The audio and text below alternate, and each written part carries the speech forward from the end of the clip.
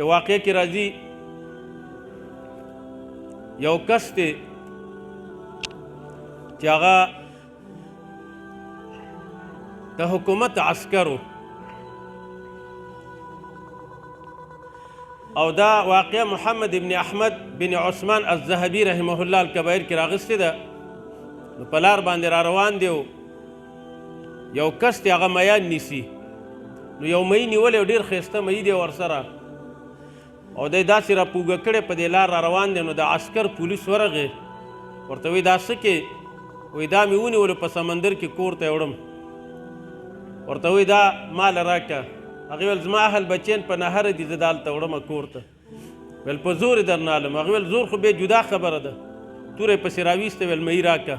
مۍ ترېنه واخیستلو. دا مۍ په شا کړی دی او روان دی. د الله قدرت ته ګوره، په هر کار کې حکمت وي. د اوبو نه راوتلی مړ مۍ دی. دا سړي دا خپله ګوته راغستې ده د دې مۍ په دې خوله باندې وایي دې مۍ ورباندې چک ولګولو، غاښې پې ولګولو. کور ته لاړو، مۍ ګزار که ښځې ته وایي چې دا پوخ که خو دا ګوته مې سخته خوږېږي درد کوي. ټوله شپه همداسې دی په ناسته باندې دی. واقع چې چا نقل کړې ده په 948 هجري کې وفات شوی دی دا عالم. نو زمونږ او د دې ترمنځ تقریبا 200 کاله دي. شپه مې ډېره سخته په در باندې تېره کړله، خوب نه راتلو. سهار ډاکټر ته لاړم، ویل چې دا ګوته مې درد کوي. هغې چې وکتله ویل دا به کټ کول غواړي، دې کې څه زهر تللی دي. ویل مۍ دی. ویل نور نه پوهېږم که مار دی او که مۍ دی که هر شی دی، خو دې کې زهر دي او قریبه ده چې دا لاس دې تېنه ختم شي. ګوته یې کټ کړله. څه ساعت انتظار، درد دلته راغی. بیا ډاکټر ته ورغی، طبیب ته دا یې کټ کو. بیا درد سوا شو، لاس یې سنګل کې کټ کو. د دې نه هم درد سوا شو، لاس یې اوږه کې کټ کو. طبیب ورته وایي څه جرم دې کړی؟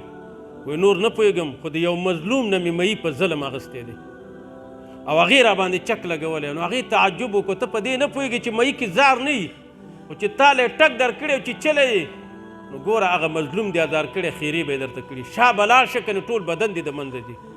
منډې را منډې منډې را منډې. دلته امیان چې نیسي څوک دی؟ دا دی. کور ته ورغی، کور یې پیدا که، سړی را ویسته، په ژړا دی وغورځېده. معاف مې که، بخښنه راته وکړه.